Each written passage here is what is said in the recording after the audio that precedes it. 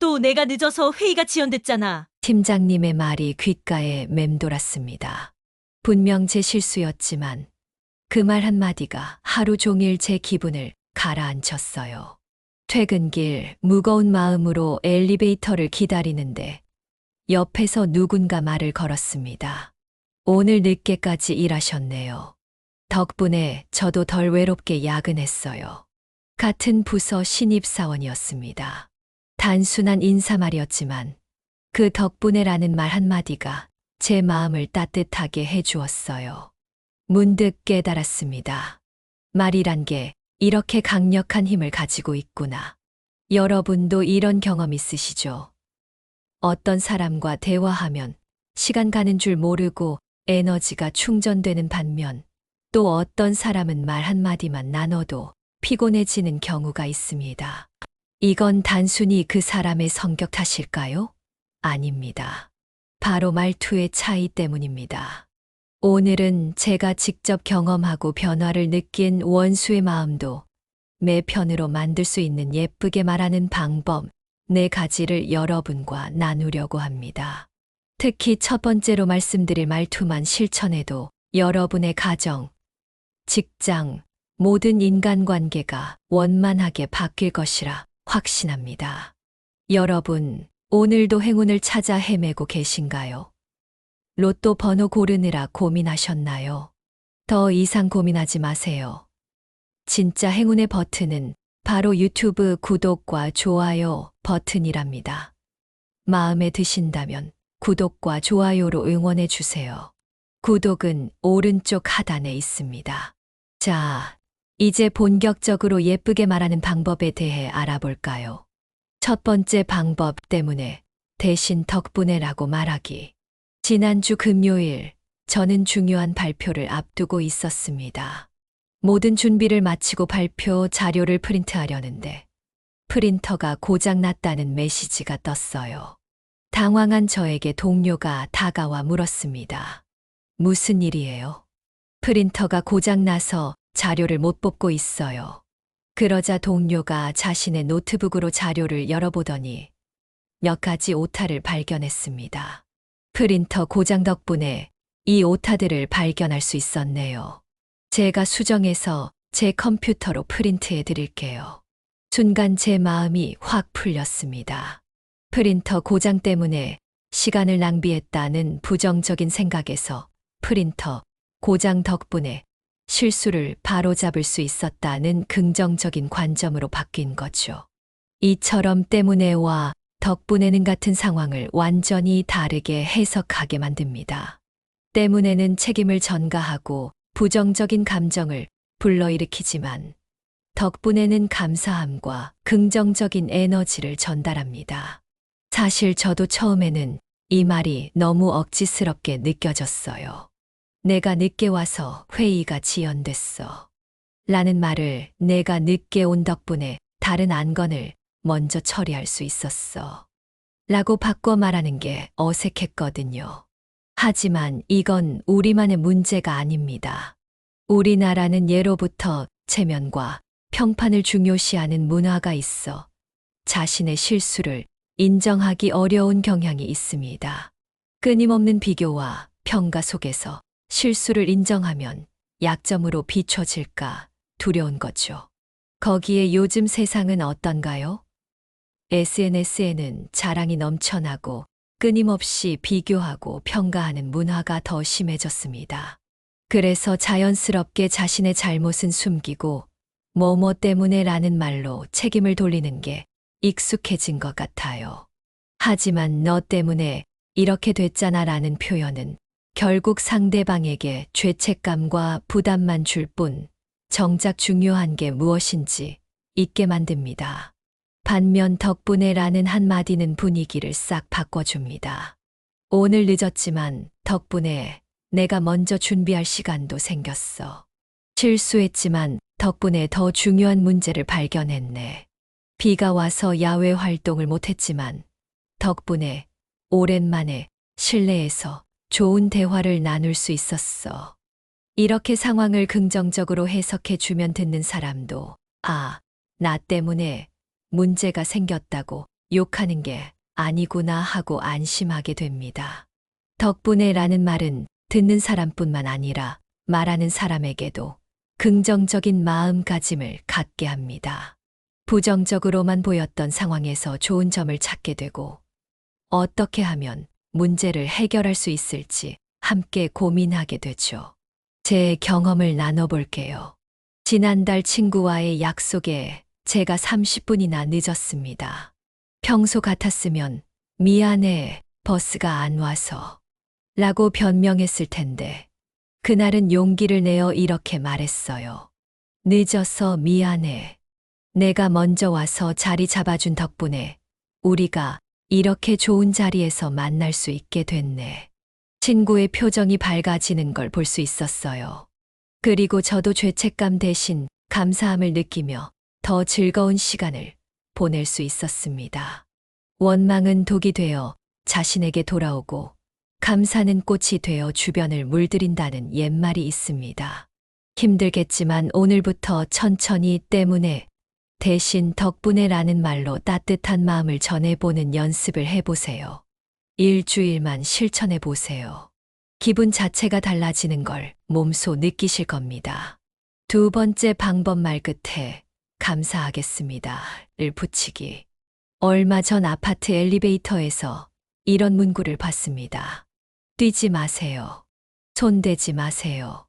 이런 명령조 문구를 볼 때마다 저는 이런 생각이 듭니다.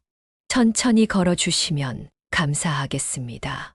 안전을 위해 조심해 주시면 좋겠습니다. 이렇게 긍정적인 표현으로 바꾸면 얼마나 마음이 편안할까요? 사실 우리는 살면서 이런 명령조의 말을 참 많이 듣습니다. 이거 치워. 빨리 해. 그러지 마. 이런 말들을 들으면 기분이 좋지 않죠.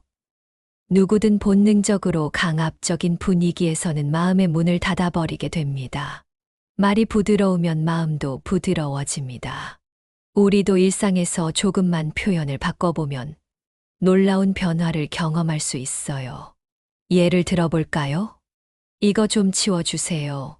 대신 시간 되실 때 치워주시면 감사하겠습니다.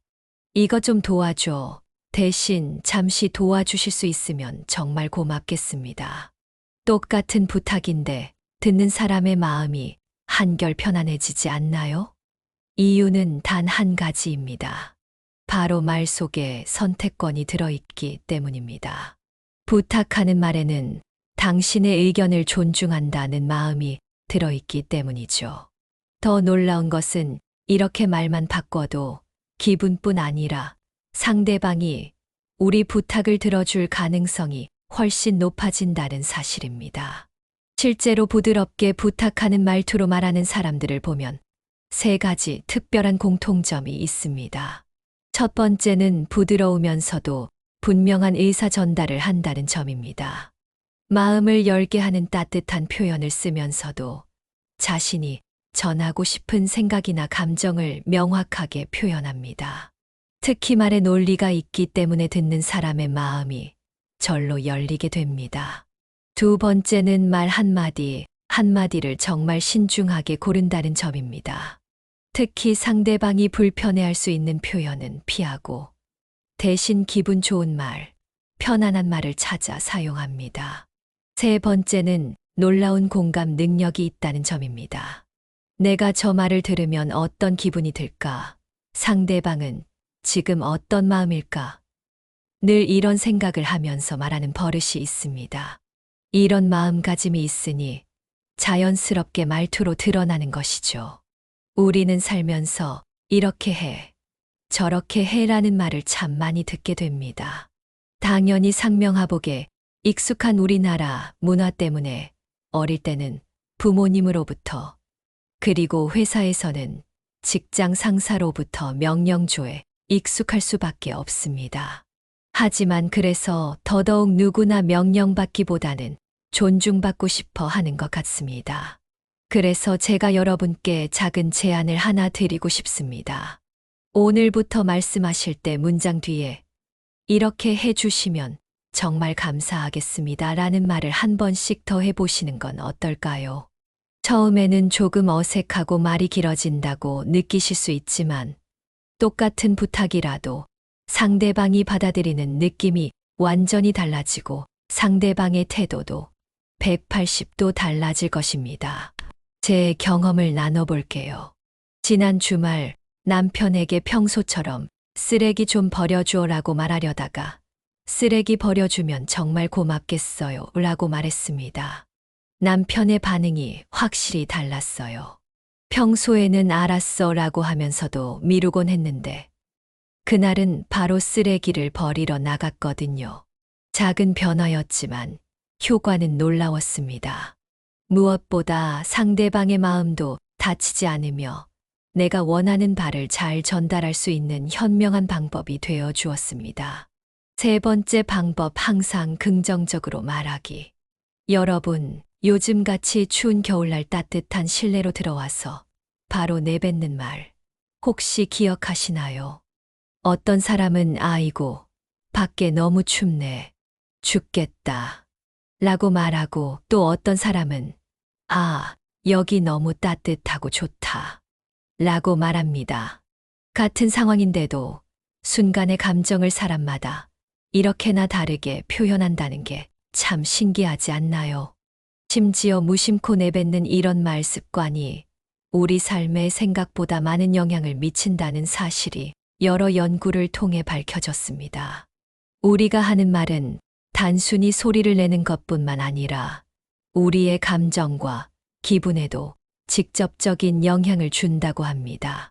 긍정적인 말을 하면 뇌에서 행복 호르몬인 세로토닌이 분비되고 부정적인 말을 하면 스트레스 호르몬인 코티솔이 증가한다는 뇌과학 연구 결과도 있죠. 더 놀라운 점은 이런 영향이 말하는 사람뿐만 아니라 듣는 사람에게도 영향을 미친다는 사실입니다. 그래서 늘 부정적인 말을 하는 사람 곁에 있으면 우리도 모르게 기분이 가라앉고 긍정적인 말을 자주 하는 사람 옆에 있으면 기분이 좋아지는 겁니다. 법륜 스님께서도 이런 말씀을 하셨습니다. 남이 꽃을 주면 고맙게 받아 화병에 꽂아 두지만 쓰레기를 주는데 왜 그걸 받아 보관하느냐? 주고받는 말의 에너지가 중요하다는 뜻일 겁니다. 그래서 긍정적인 말하기는 단순한 말버릇의 문제가 아닙니다.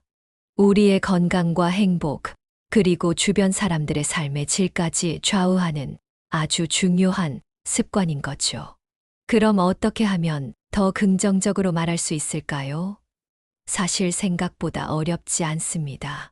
우리 주변의 모든 상황이나 사람을 볼 때 좋은 점을 먼저 찾아보려고 노력하는 거예요. 누군가 실수했을 때 또 그런 실수야? 대신 괜찮아요. 누구나 그럴 수 있죠. 라고 말해 보시는 거죠. 처음에는 어색하고 조금은 억지스러울 수도 있습니다.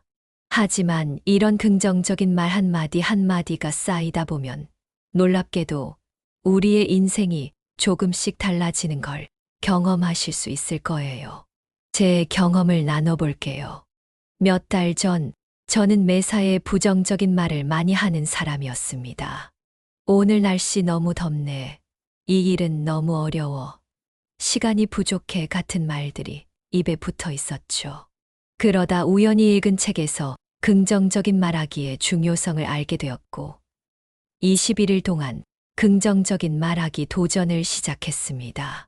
처음에는 정말 어색했어요. 비가 오는 날에 오늘 비가 와서 좋다. 식물들이 좋아하겠네. 라고 말하는 게 너무 부자연스러웠거든요. 하지만 꾸준히 연습하다 보니 어느새 자연스럽게 긍정적인 표현이 나오기 시작했고 신기하게도 제 기분도 함께 좋아졌습니다. 더 놀라운 건 주변 사람들의 반응이었어요.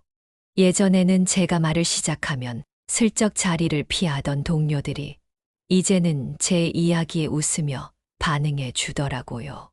믿져야 본전 아니겠습니까? 말은 결국 습관이라고 합니다. 오늘부터 하루에 긍정적인 말 하나씩만 더 하는 것부터 시작해보면 어떨까요? 그렇게 매일매일 조금씩 연습하고 반복하다 보면 자연스럽게 긍정적인 말이 우리 입에서 나오게 될 거예요. 그리고 그런 말들이 쌓여 우리 삶을 더욱 밝고 따뜻하게 만들어 줄 것입니다. 네 번째 방법, 항상 구체적으로 이야기하기. 여러분, 질문 하나 드리겠습니다. 두 가지 말투 중에 어떤 게 더 진심으로 와닿으시나요? 1번, 아, 정말 맛있네요. 2번, 된장찌개에 들어간 재료가 신선해서 그런지 구수한 맛이 특별하네요. 특히 두부가 정말 부드럽고 맛있어요. 같은 칭찬이라도 다르게 느껴지시죠? 구체적인 말 한마디가 상대방의 마음에 와닿는 정도가 이렇게나 다릅니다. 이렇게 구체적인 말하기는 듣는 사람에게 세 가지 강력한 느낌을 줍니다. 첫째, 자신의 작은 노력까지 알아봐 준다는 것에 큰 감동을 받습니다. 둘째, 인정받았다는 생각에 그 행동에 더 많은 노력을 기울입니다. 셋째, 가장 중요한 건 관계의 질이 달라집니다. 그냥 막연한 고생했어는 인사치레처럼 들리지만 구체적인 표현은 당신에게 진심으로 관심이 있어요 라는 마음이 전해집니다. 제 경험을 나눠볼게요. 지난 주말 남편이 저녁 식사를 준비했습니다. 평소 같았으면 고마워, 맛있어 라고 간단히 말했을 텐데 이번에는 이렇게 말했어요. 오늘 스파게티 소스에 토마토를 듬뿍 넣어서 그런지 상큼한 맛이 정말 좋네. 특히 마늘빵도 함께 준비한 센스가 정말 좋아. 식사 준비하느라 고생 많았어. 남편의 표정이 확 밝아지는 걸 볼 수 있었어요. 그리고 다음 주에도 자진해서 요리를 하겠다고 하더라고요. 처음에는 이렇게 구체적으로 말하는 게 어색하고 부자연스러울 수 있습니다. 하지만 조금씩 연습하다 보면 어느새 상대방의 좋은 점을 자연스럽게 발견하고 표현하는 습관이 생길 거예요. 말은 단순한 소통의 도구가 아닙니다. 우리의 말 한마디 한마디는 서로의 마음을 이어주는 다리가 되기도 하고, 때론 그 다리를 무너뜨리기도 합니다. 오늘 집에 돌아가셔서 가족들에게 한번 시도해 보세요. 평소에 스쳐 지나갔던 그들의 작은 노력들을 찾아 구체적으로 표현해 보세요. 고맙다는 말 대신 무엇이 어떻게 고마웠는지, 사랑한다는 말 대신 어떤 순간에 얼마나 사랑하는지를. 그런 말들이 쌓이고 쌓여 단단한 신뢰가 되어 줄 것입니다. 철학자 비트겐슈타인은 이런 말을 남겼습니다. 내 말의 한계가 내 세계의 한계다. 우리가 사용하는 말에 따라 우리가 만나는 인연도 경험하는 미래도 완전히 달라질 수 있다는 뜻입니다. 지금까지 말씀드린 네 가지 방법을 정리해 볼게요. 때문에 대신 덕분에라고 말하기. 말 끝에 감사하겠습니다 들 붙이기. 항상 긍정적으로 말하기. 항상 구체적으로 이야기하기. 이 방법들을 그저 말을 예쁘게 하는 기술로만 생각하시면 안 됩니다. 아무리 표현이 그럴듯해도 진심이 담기지 않은 말은 결코 상대의 마음에 닿지 않습니다. 지금까지 말씀드린 네 가지의 모든 것의 핵심은 결국 진심입니다. 상대방을 진정으로 이해하고 배려하려는 마음이 있을 때 우리의 말은 비로소 생명력을 갖게 되는 것이죠. 오늘 내용들을 실천하시면서 그 안에 진심을 담아 보시기 바랍니다. 여러분의 따뜻한 마음이 담긴 말 한마디가 누군가의 인생을 바꾸는 선물이 될 수도 있으니까요. 제 이야기가 여러분의 일상에 작은 변화를 가져다 줄 수 있기를 바랍니다. 말 한마디로 여러분의 세상이 조금 더 따뜻해지길 바랍니다. 오늘도 행복한 하루 보내세요. 더 많은 지혜로운 이야기를 함께 나누고 싶으시다면 좋아요 버튼을 눌러주세요. 영상이 도움이 되셨다면 좋아요는 큰 힘이 됩니다. 구독 버튼을 눌러주세요.